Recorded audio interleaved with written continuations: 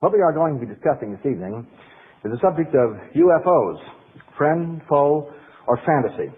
And it is a vast art. The United States government knows what they are. The Soviet government knows what they are.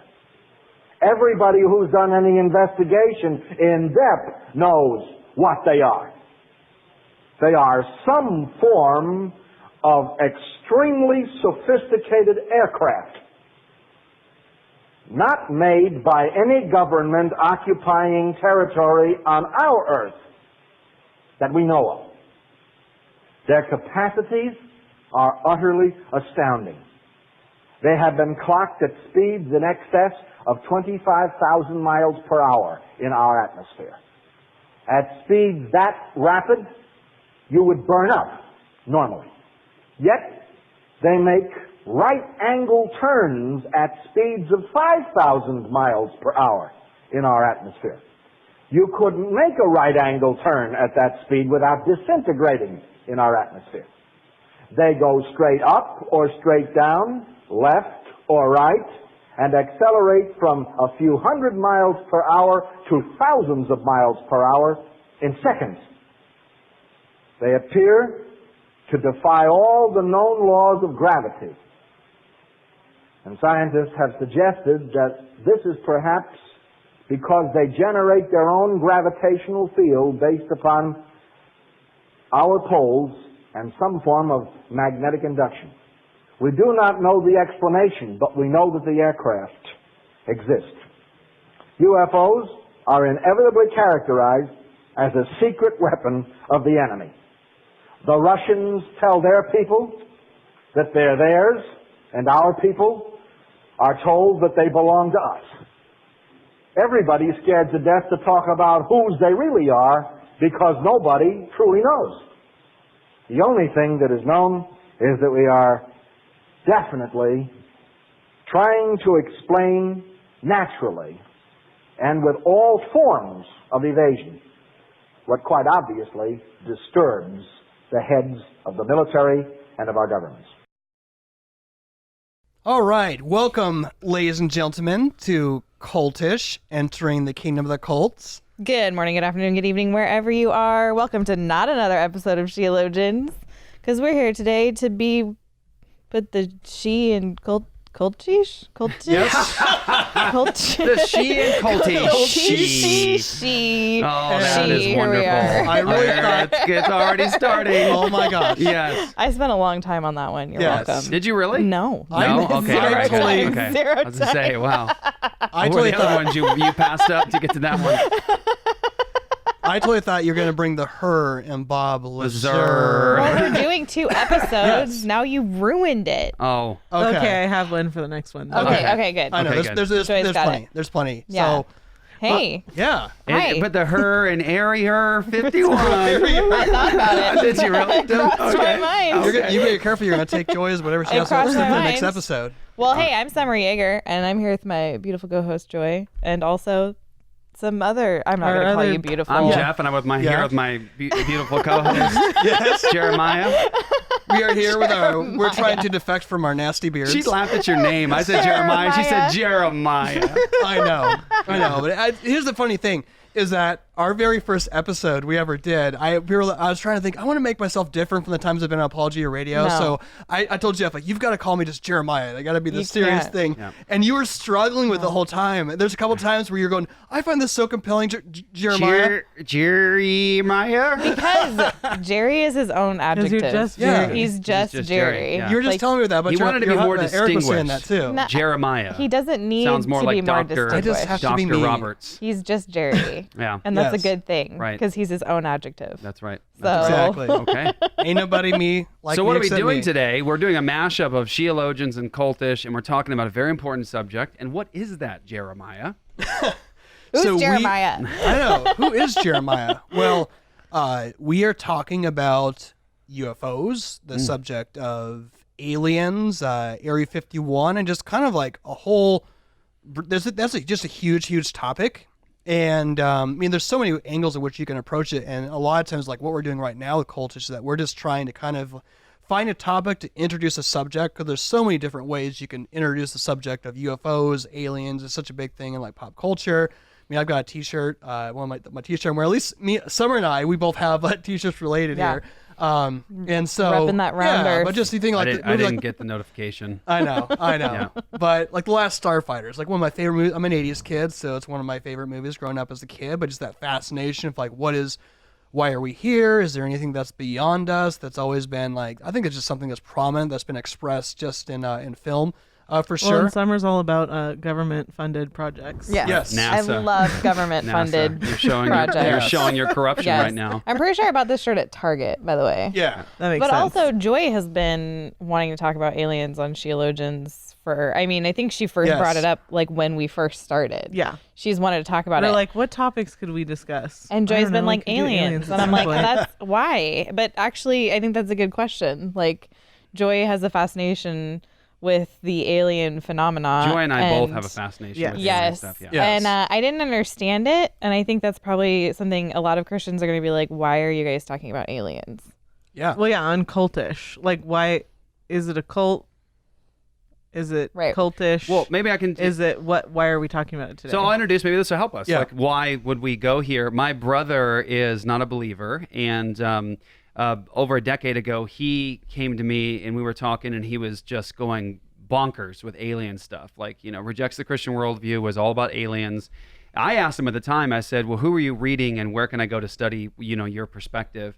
So he introduced me to Sitchin, and there was Lazar in there, all that stuff. So for the last decade, at least, really, I've been honestly, it's embarrassing sometimes how many hours that I spend like actually listening to the documentaries and listening to Sitchin and all the top guys.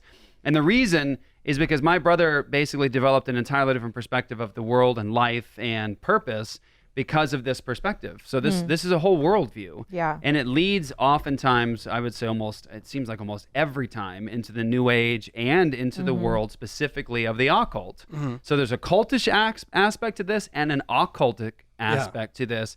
And today you have guys like Joe Rogan, very popular podcast, and he is having guys on like Alex Jones, and Alex Jones is talking about aliens, and he's talking about DMT and communicating with entities, elves with horns, and evil entities and different things like that, government involvement in these sorts of things, skull and bones and Nazis and all that stuff. And it leads into a totally different perspective on Jesus, the Bible, the world.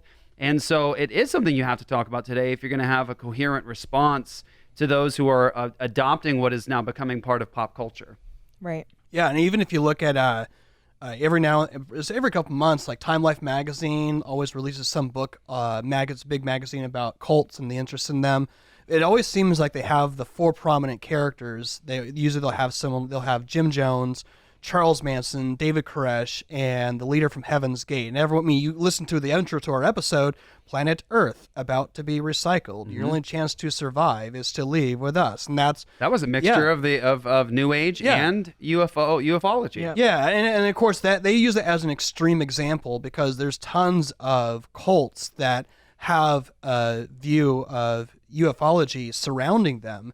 Their Heaven's Gate is just one of the most extreme examples of that. So it's important to look at, from a biblical standpoint, okay, how do we make sense of this pop culture phenomena that people are just into, but how do you make sense of what these things are, and how do you even address them? Because people in unbelieving worldviews, they adopt them into unbelieving systems as well too. And I mean, obviously Heaven's Gate is the most extreme example. Yeah, Heaven's Gate, this group, this cult following the teachings of this man, New Age and ufology put together, all wear the same clothing, go to Marie Callender's, eat chicken or turkey pot pie, go back to the place, put $5.25 into their pocket and cover their heads with a shroud as they drink poison, and they all kill themselves. Why? To go escape this world onto a UFO that was passing by the Earth. Yeah, and another thing too is that people will usually look at a situation like that, and they'll think, they're just the one who are just kind of crazy, or just they're not that intelligent. People who aren't really that intelligent would get duped into a movement like that. And I don't know how much you guys have studied about Heaven's Gate, but if you look at all the people surrounding the different people who committed suicide, a lot of them had like were very intelligent people. I think a couple of them were like attorneys. You had some people who Yeah, were like all the real best estate cults brokers. knew how to go after people who had money. Yeah. Right? They needed money to keep operating, Yeah. especially those that lived like on compounds and stuff like that. And they did have that ability to find lawyers, doctors, people that were, not just like nut jobs. Yeah. Right. And think about how pop culture, where pop culture has us now. When you have a guy like Alex Jones on smoking pot and drinking with Joe Rogan, it's always entertaining for the first thing. But now you have the introduction of an entirely new possible perspective of reality, a new world and life view, and it's gaining people's confidence. So whereas Alex Jones would have been seen before as like, that's laughable, it's a joke, it was funny seeing him on Joe Rogan the first time, getting high and drinking and everything else. He comes back on, and what are they talking about? Here's Joe Rogan, who used to be like a pretty staunch atheistic kind of guy. Yeah. And now he's talking about different realities. Now he's talking about breaching into another dimension, Yeah. DMT, and taking what is Pharmakeia, sorcery, and communicating with entities on the other side. And Joe Rogan just very open to it, like, I've done it, and it's a crazy experience, and people need to do it, and that kind of a thing. And coming back with messages from the other side or experiences. And people going, maybe it's not so crazy. Maybe there is a different dimension to reality. Maybe you can communicate with other beings that have a message for us. And Alex Jones is on there, and you've got Joe Rogan's sidekick, like in many ways, like kind of tag teaming with Alex Jones, and it becomes something everyone says, well, maybe this isn't so crazy. Maybe aliens and UFOs and other spirits, and you even have Alex Jones going so far as to say things like, government agencies are actually, funding projects where they communicate with these other beings from other dimensions, and they're feeding us technology and information and those sort of things. And everyone before, 20 years ago, go, you are nuts. You're out of your mind. Everyone goes, maybe.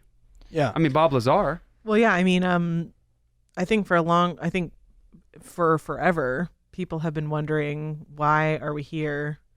Are we alone? Especially people that come from sort of the materialist background, people that believe in evolution, the Big Bang.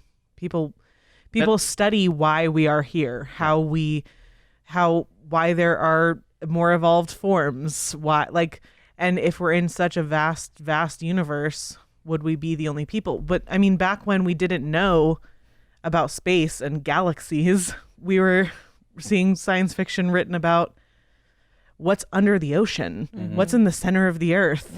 And then we've learned about space, and it was like, oh, what's in our solar system? And then we found out more about our solar system, and now it's like, what's in the next galaxy over? We've always been, this is not something that's new, but I do think for a while, sort of the secular nation did take over, and we believed for a while it was sufficient enough that we are just here sort of as an accident. We should be good people, blah, blah, blah, insert whatever argument here. But then you have a situation where people are doing things like DMT, or people are having experiences that they can't explain.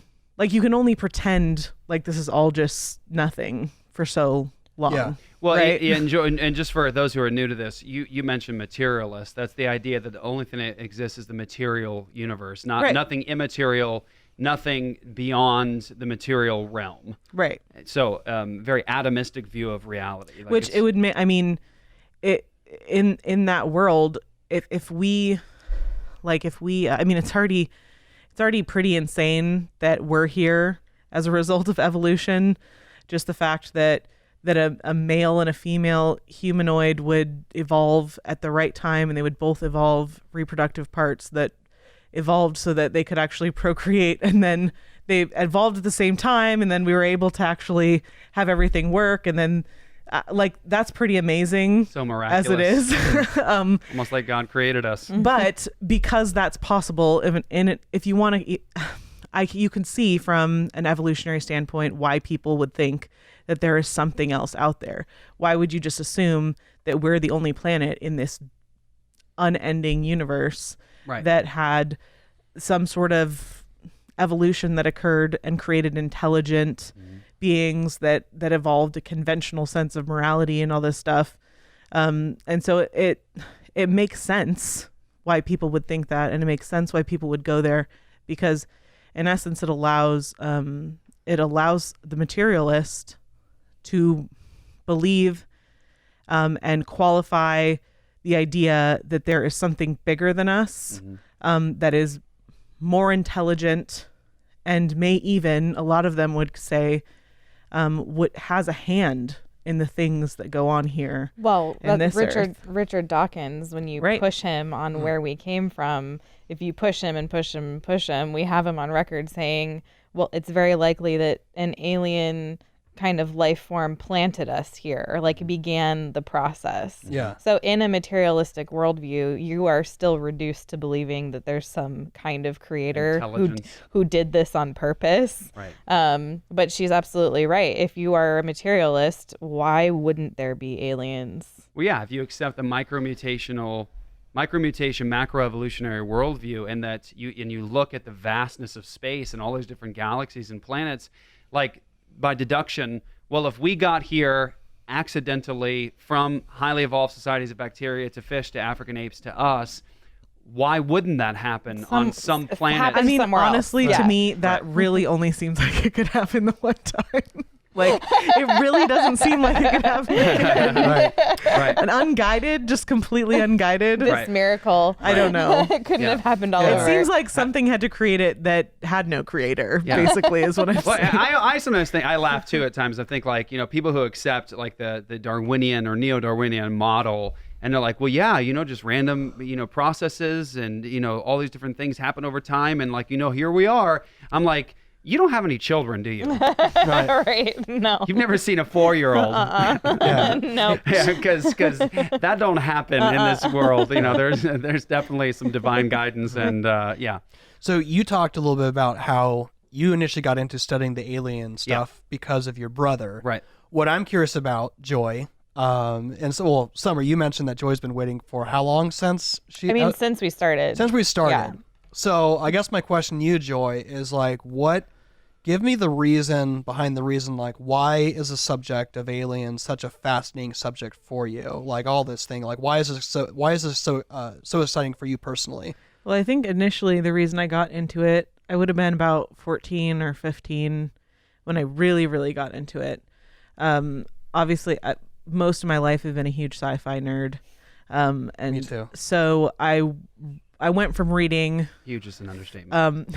Yes. I went from reading fiction about aliens to reading nonfiction.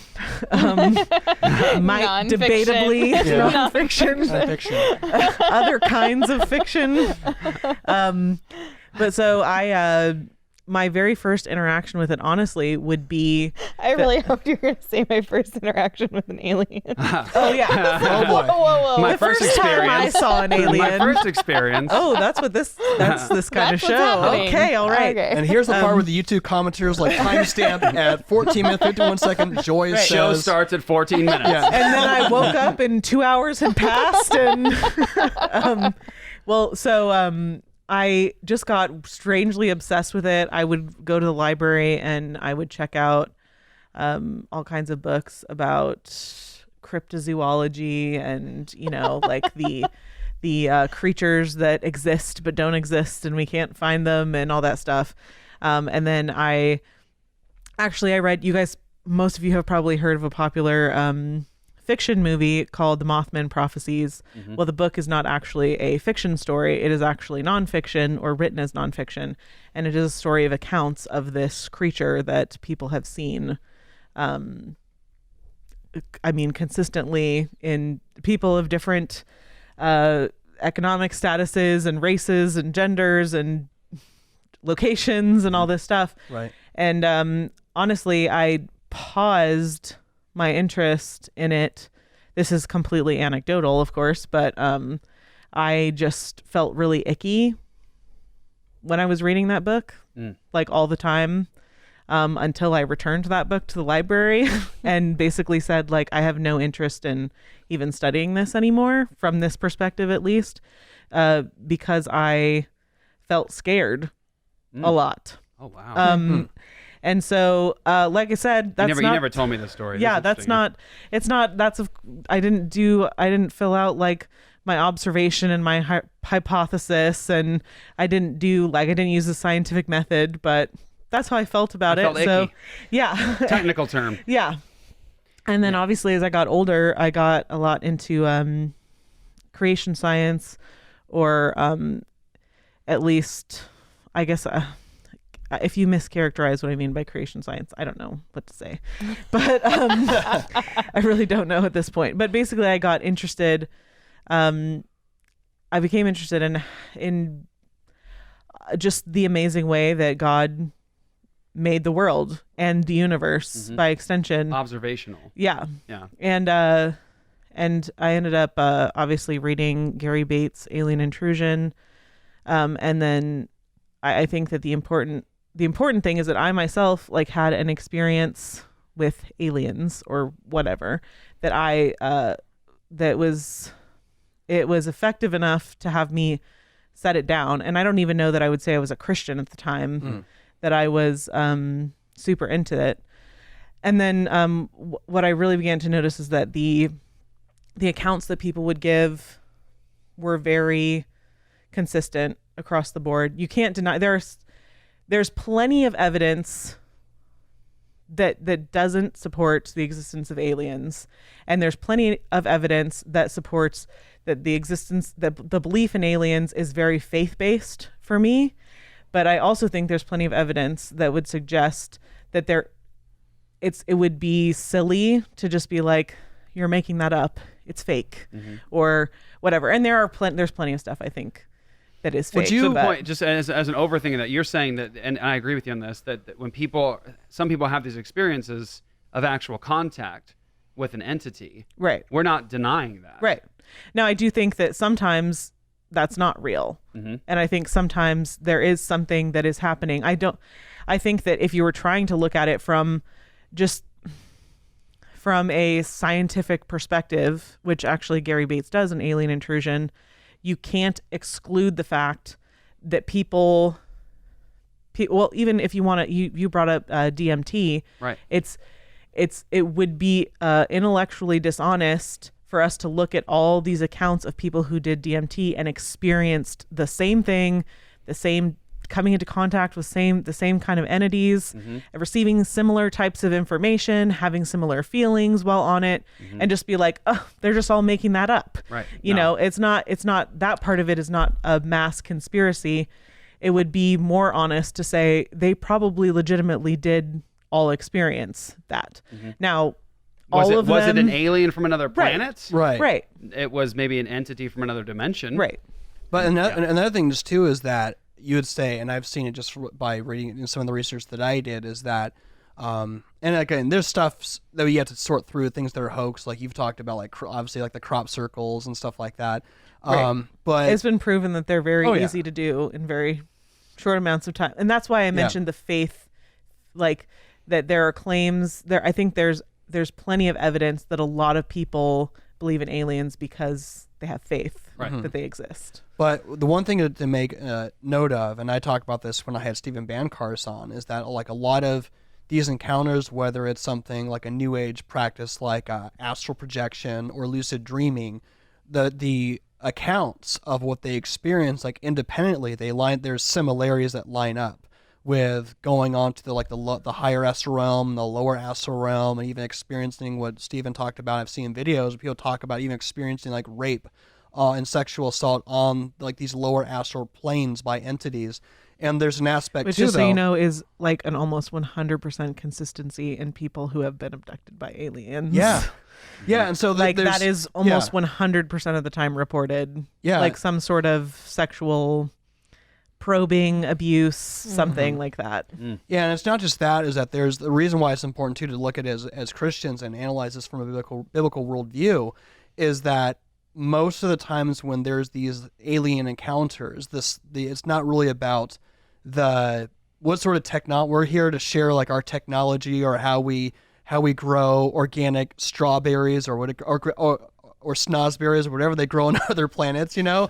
I don't know. I'm just trying to think of like, what would aliens like grow on their other planets? How we travel at light speed. Yeah, or not like, they don't have like, We're not here to share that with you. they want to show like how their generations ahead of us technology. They don't have a PlayStation 10 or anything like that.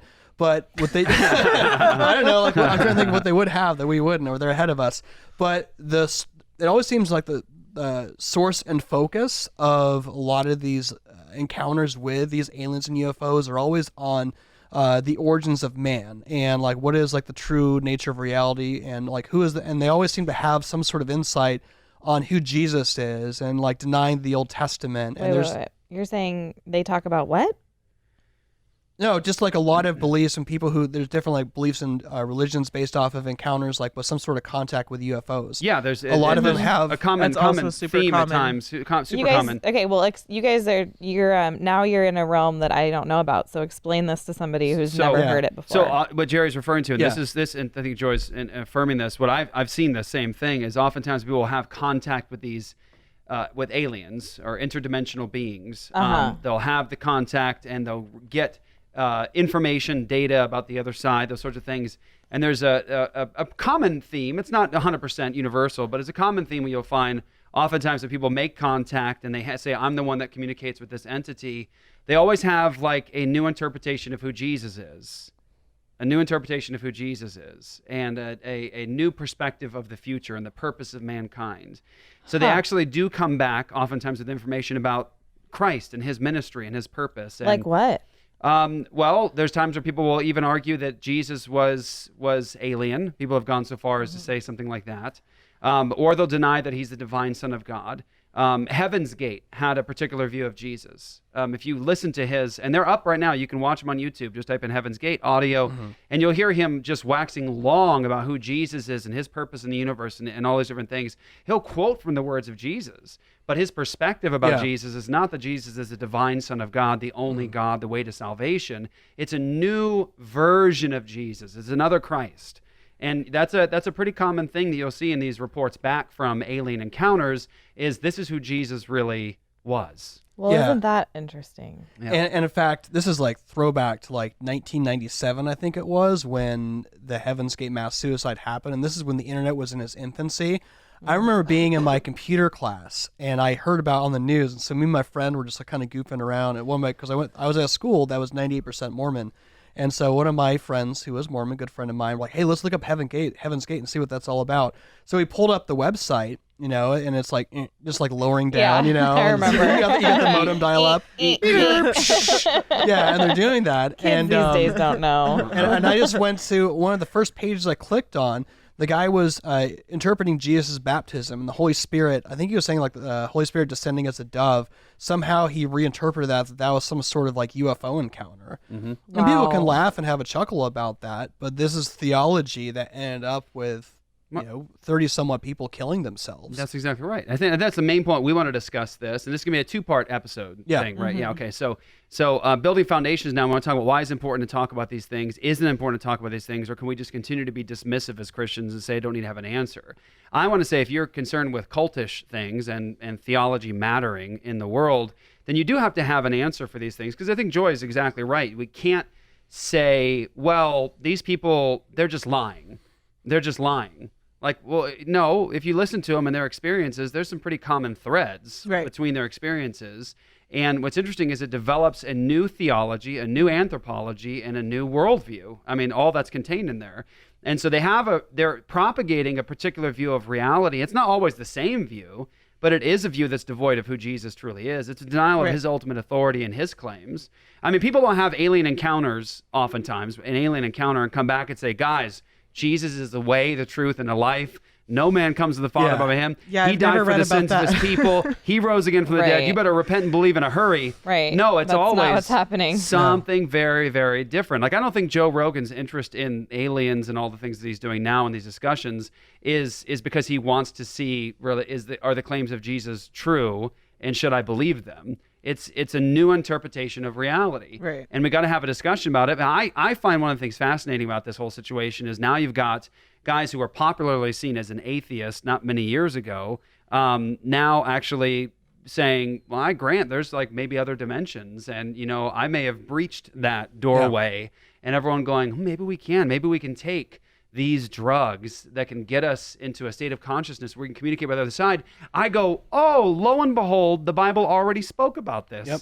Deuteronomy chapter 18 has an example, God commanding his people in his law against forbidding them from engaging in the kind of common sorcery and attempts at communication and breaching that veil that the pagans were often doing. Yes, look, it's not like a new 21st century thing like the internet invented, that people take, chemicals and medications to actually now make contact with something on the other side. It's like there's nothing new under the sun, friends. That's precisely what happened a long, long time ago that actually is in the words of God. The warning against pharmakeia and sorcery and actually, getting to a state of consciousness where you get to the other side. I'll just say this briefly. Mm-hmm. As a chaplain at a hospital for 4 years full time with people who were addicted to drugs and alcohol, I came across many instances of people thinking that they had actually made contact with the other side, or that they were demonically possessed. And I'll just say this as an encouragement to everyone, hopefully, honestly, about 90% of the people that I ever spoke to that thought they were demon-possessed or having interactions with demons were not. I mean, legitimately, you could work through scripture in terms of like identifying marks of demonic possession. And I would say, no, this just seems like fearfulness, that sort of a thing. But I did 2 times legitimately, without question, come into contact with people that were legitimately demonically possessed, had been communicating with demons, with entities from the other side, from another dimension. 2 times, legitimately, no question about it, absolutely. One person, praise God, came to Christ, and we would have a whole show about that encounter I had that literally made the hair on my body stand up. But both of those people began their communication with the demonic, with entities from another dimension, from the other side, with drugs that actually got them into a state of consciousness where they could communicate. One guy was so far gone. He was so deep, so far gone, and the information that he had was frightening. It was terrifying in terms of its accuracy and the consistency of these experiences. He had names for these entities and the demons. He knew who they were. He knew they were demonic. And he said there was no escape for me. I just gave him the gospel. I said there is hope for those who turn to faith in Jesus. And he ended up disappearing a day later, but he was legitimately demonically possessed and had been communicating. And it was drugs that took him into it. What God forbade from his people, don't do this. He did it. And he reached that other side. And this girl, she was possessed for a period of about 4 or 5 years. And it all started with drugs that actually took her into that state. The initial guy, he got into it unwittingly. A good friend of his was into witchcraft and sorcery. He went to his house one night. The guy was doing this seance kind of a thing, candles, and he, take these drugs with me. And that was his entrance into it, was this guy was a professional communicator with the other side in sorcery and pharmakeia. And that opened that door, and it led this guy into some deep, deep, deep darkness. And so what I'm saying is God actually talks about this stuff long before Joe Rogan and Alex Jones and all the rest. And he actually says, don't do it. Don't try to cross that barrier, because what you come back with is not going to be friendly. Or and it doesn't necessarily start as seemingly unfriendly. Right. They don't, I'm sure in these situations that you're talking about, it wasn't just like, hello, I'm a demon, like, hey, nice what's to meet you. What's up? I hate your soul. I'm working with the accuser. Yeah. Like a big part of it, well, like you're talking about DMT, so similar to DMT is ayahuasca. Ayahuasca is basically a form of DMT. It just, I'm not going to explain exactly what it is, but it's the same thing, but slightly different. But people actually do ayahuasca now to like heal addiction problems, depression, trauma. And what happens is they go on multi-day trips typically. And you do ayahuasca, and then you come into contact with these guides that like help you through your trauma, or they like confront your trauma, or those are acceptably more negative experiences, I think. I don't think it's a 100% negative experience, and many people sing its praises. There are churches built off of people who do ayahuasca and heal their members of their addictions. apparently, and things like that. In this show, we are not saying they're making that up. Mm-hmm. In this show, we are saying, well, yeah, it's possible that in the beginning, there's not a complete absence of power, of evil. Obviously, God is infinitely more powerful. Yeah. Right. But the point is that sometimes, and especially in relation to the New Age, there is a lot of like New Age chiropractor stuff, lots of New Age stuff that does really produce results. Like things really do happen. So just because there is, like Joe Rogan is reporting these positive feelings on DMT, or Mike Tyson said he took DMT and he hasn't feared death since. He hasn't been like afraid of what death is. So that might seem like a very nice thing. It might seem like, oh, well, I guess DMT or ayahuasca is beneficial to the human race because it gets rid of our addictions and it gets rid of our fears and things like that.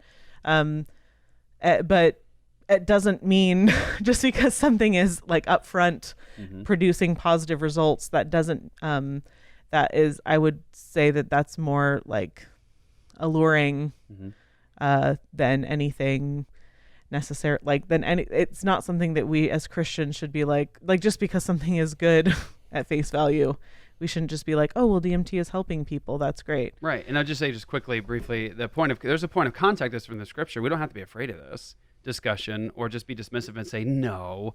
There's a point of contact in terms of what God warns against. Don't try to make contact with the other side. And there's actually an incident of punishment in the Old Testament, and essentially discipline, where contact of the other side is attempted, and what comes back isn't what was desired. And so you have that incident in the Old Testament where God warns against that. He warns against the practice of trying to communicate with the other side through drugs and medication. But in terms of a point of contact of people making contact with the other side, it's throughout the New Testament. Even after the resurrection of Jesus, you have in the book of Acts, you have a demon-possessed man. And what's the demon say when people who aren't ready to actually confront this demon? Jesus I know, Paul I know, but who are you? Well, there is an example of people actually making contact in the new pages of the New Testament with something that is not image of God and human. Yeah. It's demonic possession, and it's actual communication and contact. So we can't just be dismissive and say there's no contact possible with the other side. Right. Our Bible holds examples of contact with the other side. But the warning in Scripture is don't attempt to make that contact, because what comes back is not what you're thinking, what you really want. Well, so I need some definitions, because as someone who doesn't, like you guys, know about this stuff, I don't. So the average listener hasn't read about this stuff. What is Pharmakeia? What is DMT? Why are people taking DMT? What's the point? What is any of this stuff? Why is it happening? And also, let's also define too, like, how is this related to the subject that we're talking on? We're going to get into Bob Lazar, but we want to lay a foundation of like, how is that related to ufology and UFOs and aliens? Yes, and maybe we can cap, because we're almost at about 45 minutes for this show. Maybe we can cap this show off with my story about how my dad helped build Area 51. And that'll get people into the Bob Lazar discussion, maybe. Okay, but yes. I still, but I want, this, yeah. Yes. Yeah. So what is Pharmakeia? Let me just read this. Deuteronomy chapter 18, starting in verse 9. When you come into the land that the Lord your God is giving you, you shall not learn to follow the abominable practices of those nations. There shall not be found among you anyone who burns his son or his daughter as an offering, anyone who practices divination or tells fortunes or interprets omens, or a sorcerer, or a charmer, or a medium, or a necromancer, or one who inquires of the dead. For whoever does these things is an abomination to the Lord. And because of these abominations, the Lord your God is driving them out before you. You shall be blameless before the Lord your God. For these nations which you are about to dispossess, listen to the fortune tellers and to diviners. But as for you, the Lord your God has not allowed you to do this. So the point is here you have, this is ancient Israel. This is like way far back. This is the law of God given to God's people.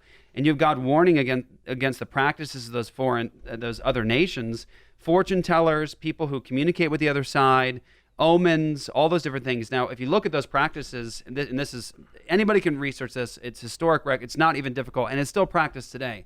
They would actually have rituals and practices that got them into an altered state of consciousness to be able to communicate, to tell somebody an omen or to fortune tell, those sorts of things. It's just essentially ancient witchcraft, but it's not witchcraft, where someone just sits there and sort of goes, let me think for a second here. There's always more to it. There's a ritual. There is taking in of drugs and different herbs and different things to actually get them into a state of consciousness where they actually can communicate. So God warns them against trying to inquire of the dead. Inquiring of the dead. Now they saw it as, I'm communicating with a dead ancestor. Now in the modern context, it's devoid of the I'm trying to talk to a dead ancestor, and it's what I'm just trying to speak to somebody from the other side. Right. I'm trying to speak to somebody from another dimension. I've unwittingly discovered that this thing I didn't think existed, which was something supernatural, or if you're a materialist, something that's not like me. And now I want to talk to it more. And then even like I said, it's now advertised as a good thing. Right. Because by talking to it, you can actually heal yourself of addictions and move past trauma and things like that. You did ask what is DMT? I had never heard of it until I heard you guys talking about it. So it's DMT stands for dimethyltryptamine. And I believe it's the way that we get it, it's synthesized through plants. People say that there is some debate, I think, as to whether DMT exists in us. Okay. Apparently there was some research done that showed that the pineal gland of rats produced this chemical, and so they were suggesting that that's also the case with humans. And so I think the main thing is that I've personally heard that our body does produce it, but then I've heard some people say that it doesn't. So I'm not 100% sure I've about heard the that. same. Complicated. Yeah. But basically, the basic idea is that when it's a chemical that floods your body when you die. Okay. And I wouldn't know what that feels like, but apparently some people do. So I think we synthesize it from plants that have it. That's how we get it for consumption. Okay. DMT, you smoke. Ayahuasca, you can't. There's some, I don't know all the science behind it, but something about it, we can't digest it. Usually people drink it. It comes in a drink form. And so it's synthesized a different way because ayahuasca, I don't know. Okay. There's it's different, but it's the same thing. It's just done. It synthesized and it operates a different way in your body. Ayahuasca tends to last long periods of time also, and DMT, you smoke it and 15, 20 it's minutes. It's a shorter experience. And you take it to go on a trip. That's what happens. And what it's turned into is, because people have had interactions with stuff seemingly from the other side, a lot of people would say aliens. Obviously, not everyone would say that it's aliens. And one thing Alex Jones talks about with Joe Rogan, and I think elsewhere, is he talks about how people who have had these experiences on DMT, when they enter into that realm, they always have the same characterization of what's on the other side, or a same description of what they see in terms of elf-like creatures with horns, those sorts of things. It's a pretty common description of what they're actually viewing. And there's even stories of say a group of 15 or 20 people, I might get the number wrong on this, but 15 or 20 people that take DMT or ayahuasca, and they go and they actually all have a unified experience where they saw exactly the same thing. They reported the same descriptions and those sorts of things, but they all had taken the drug individually and all saw the same thing, which I thought was fascinating to me. Right. I'll end with this. I want to make sure I throw it in there. Joe, I hope I didn't cut you off. Oh, no. Okay. All right. So you mentioned Pharmakeia, sorcery, those sorts of drugs. Yes. So in the New Testament, the Apostle Paul, Jewish, he knows the law of God. He mentions the works of the flesh, right? We know the famous passage, Galatians 5. Now, the works of the flesh are evident: sexual immorality, impurity, sensuality, idolatry, sorcery, enmity, strife, jealousy, fits of anger, rivalries, dissensions, divisions. The word sorcery there in Galatians 5 is rendered differently in a lot of English translations. The King James calls it witchcraft. The word sorcery comes from the Greek word pharmakeia, where we get pharmacy. And essentially just refers to drugs. But you can't this isn't the biblical worldview. You're not allowed to take drugs. That's not the biblical worldview. And that's not what Paul is warning against here.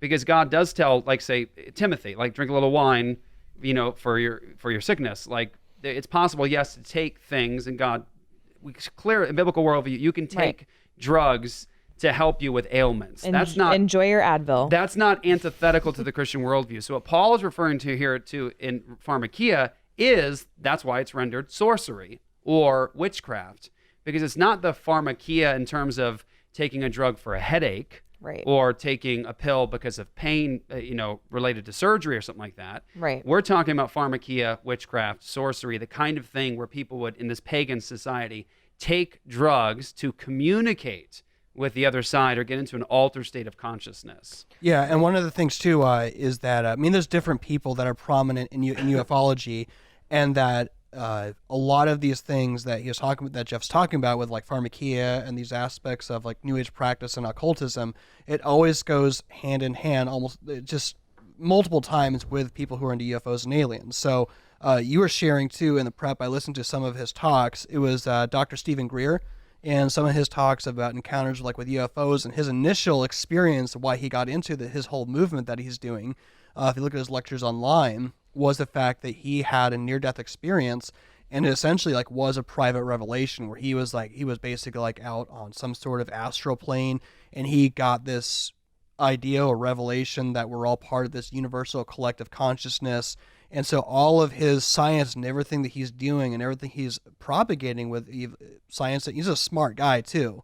All of that comes from a worldview that has to do with a lot of different New Age and occultism, and talking about him like leaving his body and going along the astral planes, but it goes right along with what he's doing. So can I mention to that? Yeah. That just while you're describing that, it's interesting to me. I said it in the beginning. There's nothing new under the sun, right? Yeah.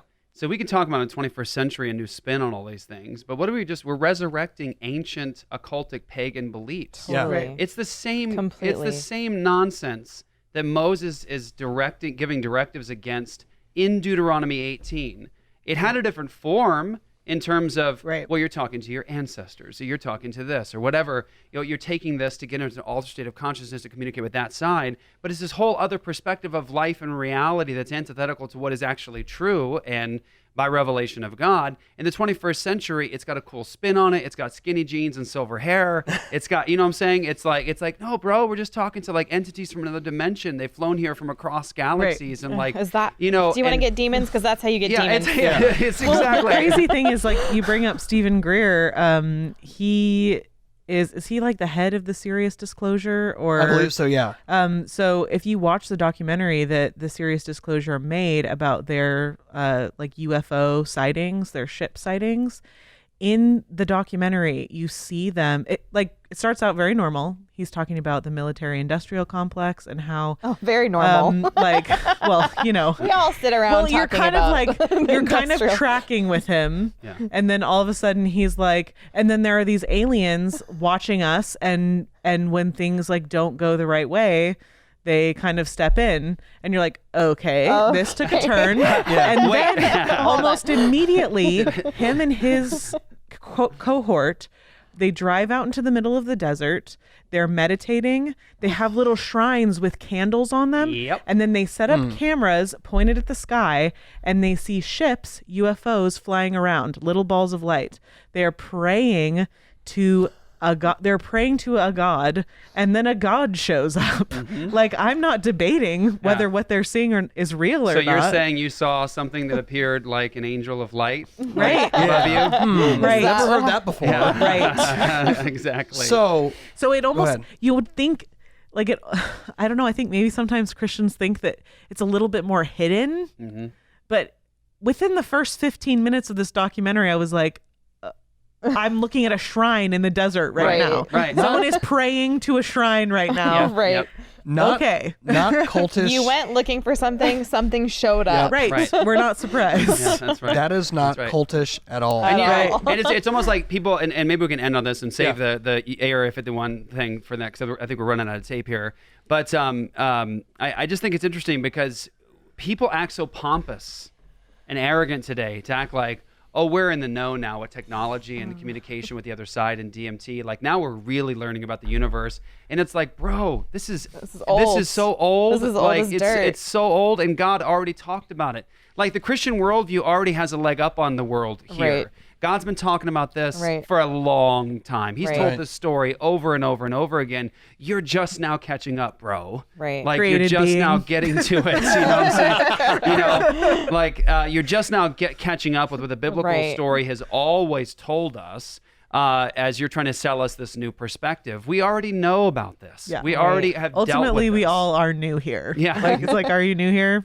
Yes. Compared to God, yes. Yeah, that's right. Okay. He's already told this story over and over again, and you're just putting a new flavor on it. And I think that's why I keep saying that there's nothing new under the sun. We have to, as Christians, go back to the Word of God and say, how do we actually reference this or refer to it, considering God's Yeah. revelation and His self-disclosure? I know it appears a little different. It's got a little new flavor to it. You know, it's got technology stuff and It's bone DMT scanners flavored. and DMT and Bob Lazar and Area 51 and government agencies and Skull and Bones. But you go, but what's the like the nuts and bolts of it? Oh, it's about communicating with the other side and these other entities to get information from them. And I do Right. find it interesting that people are coming back with like, I listened to so many stories of DMT the last couple of weeks. I got sick of it. But I did find it interesting over and over and over again. I would wait for it. I'd go, there it is. I'm driving my car going, and there it is. And I would go to Yeah, the next right. one and go, and there it is. It would be Yeah. the person go, yeah, and the one thing that was uncomfortable, like, is in this one. And this is literally one guy was like this the whole time. He's like, and then in one experience, this one time, it was like good the first, second, or third time, but then it started to get sort of like, I don't know, like nefarious. Like they Oh. were, it started to get like kind of creepy in the where they kind of like let me know another side to them I didn't see the first two times. That was real gentle and Kind of peaceful. like Joe Biden. And then it started. But I just thought it was funny how it always seemed to land on like, and then they showed me who they really were, And it wasn't and it started good. to scare me. Ah. That's what they were saying. And that's what like it started to scare yeah. me. with ayahuasca, I really do. You know, people get freed of their addiction, and I'm like, and then what? Yes. Right. Right. You know, What's like filling that okay, place? so someone did a remote healing on you, and then what? Yeah. Like Right. Right. you're telling me one part of the story. Did you go back? Did you try again? Right. Like Right. where are we at? You Right. know? And this is a great example just to wrap up. We've talked about this on one of our previous episodes, Defecting from Bethel. Like we need to know that while there are signs and miracles, the Bible talks about that. There are good signs and miracles, but there's also signs, miracles, and healings that do not come from God, and we need to be able to have the wisdom to decipher between the two.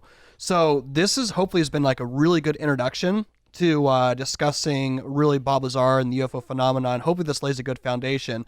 I cannot wait. I for can't part wait for the two, next one. Part because two. All of us have been waiting for part two. Yeah. Like, Right. yes. This is like- interesting, but the next part Yeah, gets this is Area even more 51. You need to get ready interesting. for part two. Like Yes. part two is what we all wanted to get to right away, but we know that this was an important element to lay down first. Yes. Yes, and again, if you guys, we have Joy and Summer with us today. Check out their podcast at Sheologians, or check them out on Instagram at They Have put You the Had. her in ayahuasca. Oh dear, people are gonna start spreading rumors and blogging like Sheologians are taking ayahuasca. That's right. And Sheologians obviously and all we that stuff, have we have Jeff and Jerry with us today. You can Yes. check out their show, Cultish. They put the Yeah. she and DM she. We All right, don't guys. invite Jeff on to do the she's and hers. Only I can mess them up this badly. Okay. When she does it, it's charming. yeah. I really like your DMT impression though. That was DM great. she. Yeah. So All yeah, right. we're gonna be back next week with more alien talk. Yes. Yeah. I can't wait. All sorts of stuff. So go ahead and like, share this episode, leave us a great review or a 1-star review, whatever you want to do. Either way, we're just going to keep on talking and apologize to absolutely no one, but we still love you guys. So, anyways, Have a good week. take care. Bye.